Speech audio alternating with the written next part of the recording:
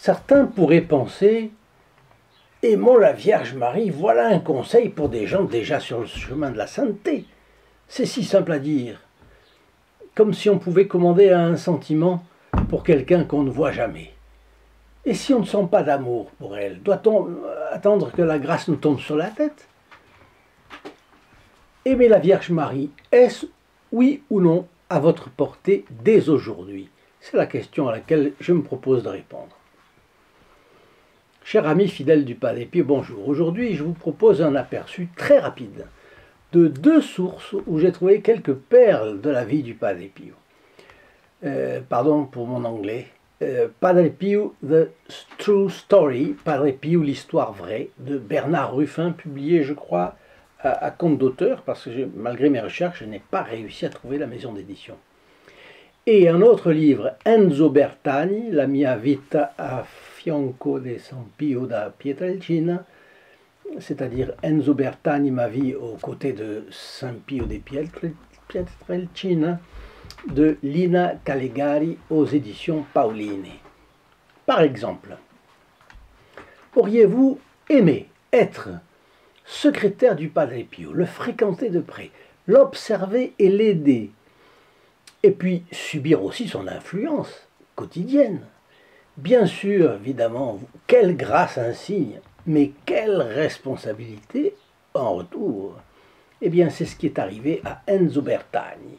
Né en 1928, alors qu'il était encore célibataire, il n'avait que 22 ans, il travaillait au ministère de l'Agriculture du Venezuela, là loin, vous savez, de l'autre côté de l'océan Atlantique. L'économie était en train de décoller, sa carrière et sa fortune étaient confortablement assurées s'il restait là.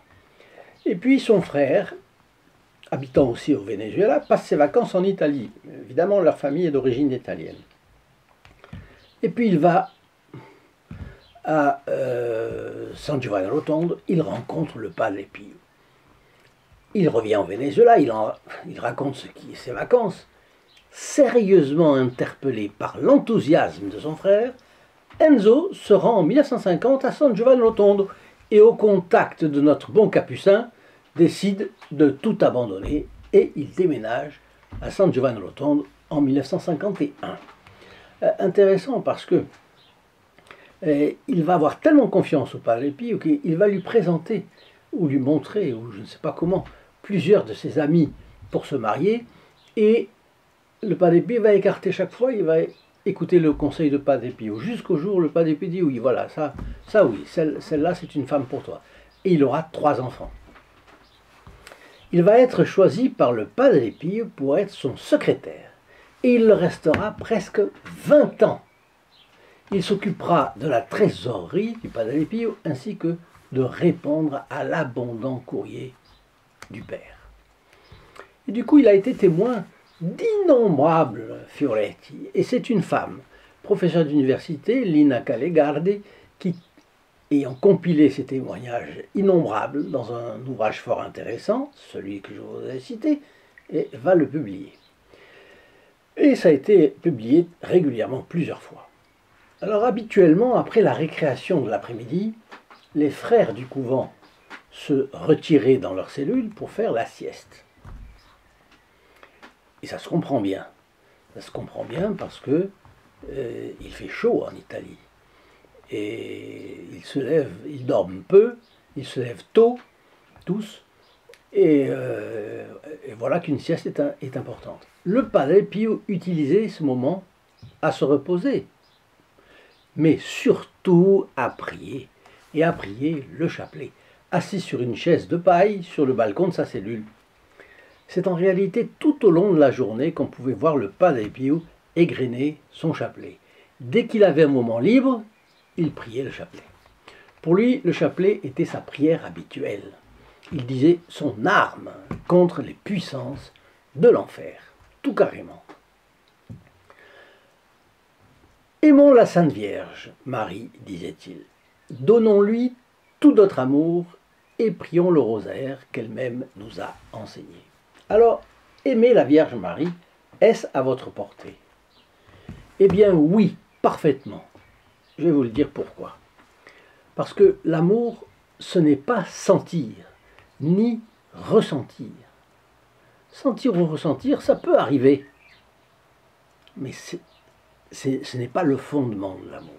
Aimer, ce n'est pas posséder, contrairement à ce que les gens croient habituellement aujourd'hui. C'est donner.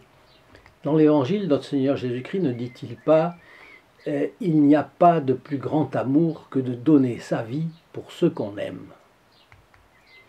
Il a donné pour ceux qu'il aimait tout. À nous de l'imiter. Il a le « on » dans l'Évangile. Il n'y a pas de plus grand amour que de donner sa vie pour ceux qu'on aime. Le « on » ici est un indéfini de majesté, si je peux m'exprimer ainsi. C'est-à-dire une manière élégante et discrète pour dire que son Sacré-Cœur brûlait d'amour pour sauver les hommes, les sauver de la condamnation.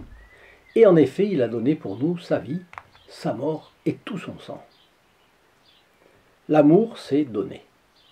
Le catéchisme de l'Église catholique nous fait une obligation d'aimer Dieu par-dessus toute chose, c'est-à-dire être capable de sacrifier pour lui tout ce à quoi nous tenons le plus, sans restriction, sinon on s'aime soi-même. Vous savez que le dilemme, je ne sais plus quel saint disait cela, mais ou bien on aime Dieu au détriment de soi, ou on aime soi-même, on s'aime soi-même au détriment de Dieu. Bon.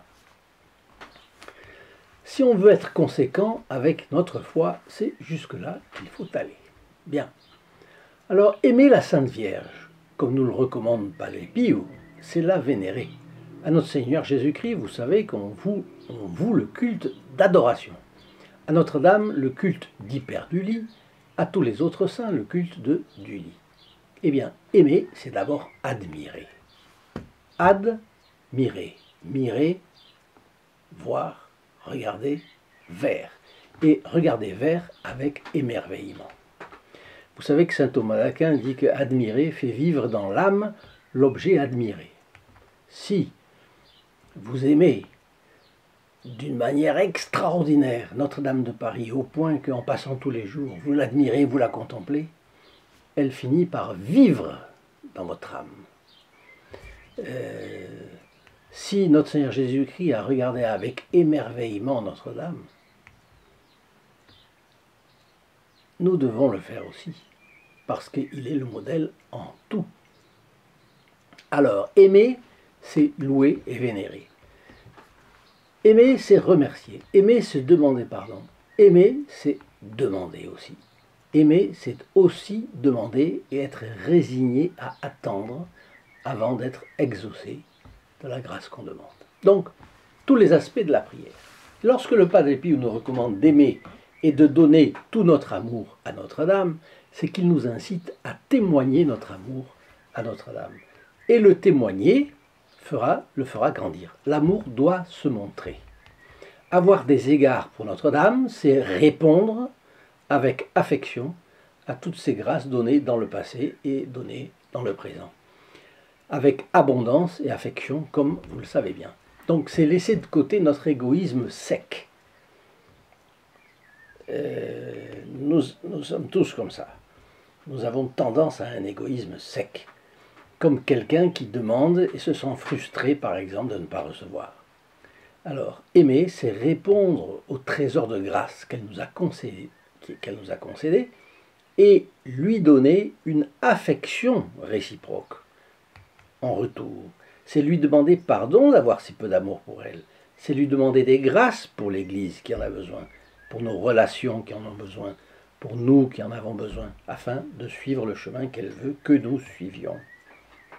Ça, c'est très important, parce que lui demander, c'est, vous vous rappelez, le Padre Pio se confier à Notre-Dame, se jeter dans ses bras et lui demander de nous porter comme un enfant dépend de ses parents. Autrement dit, abandonner cet égoïsme sec et vouloir dépendre de Notre-Dame. Aimer n'est donc pas de l'ordre du sentiment. Le sentiment viendra peut-être parfois avec des grâces spéciales, mais aimer n'est pas d'abord l'ordre du sentiment. Aimer, c'est de l'ordre de la volonté. Et s'il n'y a pas d'égard, d'échange affectueux, il n'y a pas d'amour. En montrant notre amour à Notre-Dame, notre amour croîtra. Et c'est ce que veut dire le Padre Pio.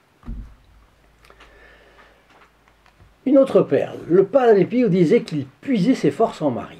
Je me sens comme un voilier poussé en avant par le souffle de la mer du ciel. Même si je me perdais en haute mer, je ne m'inquiéterais pas.